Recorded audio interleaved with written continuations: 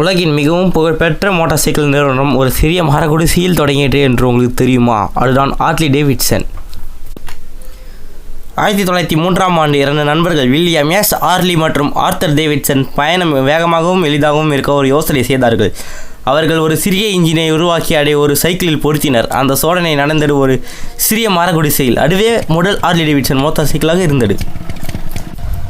அந்த வலுவான பைக் மக்களிடம் விரைவாக பிரபலமானது. பின்னர் ஹார்லி டேவிட்சன் பல மோட்டார் சைக்கிள்களை தயாரிக்க ஆரம்பித்தது. முதலாம் உலகப் போர் மற்றும் இரண்டாம் உலகப் போர் காலத்தில் ஆயிரக்கணக்கான ஹார்லி பைக்குகள் இராணுவத்தில் பயன்படுத்தப்பட்டன.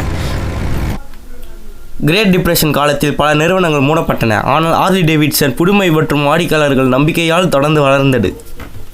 ஹார்லி டேவிட்சன் பைக்கின் மிக முக்கியமான விஷயம் அதன் யூனிக் இன்ஜின் சவுண்ட். பைக் பார்க்காமல் கூட அந்த சத்தம் கேட்டால் அது ஹார்லி என்று தெரியும். இன்று ஹார்லி டேவிட்சன் ஒரு சாதாரண பைக் நிறுவனம் அல்ல, அது ஃப்ரீடம் அட்வென்ச்சர் பவர் என்பதற்கான அடையாளமாக உள்ளது. ஒரு சிறிய குடிசையில் தொடங்கி உலக புகழ்பெற்ற நிறுவனமாக மாறியுள்ளது.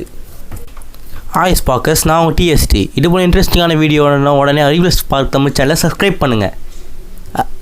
அண்ட் ஸ்பார்க்கர்ஸ்லேருந்து திங்கர்ஸாக உடனே மாறுங்க. அறிவியல் ஸ்பார்க், ஆர்வம் அறிவாக மாறும் இடம்.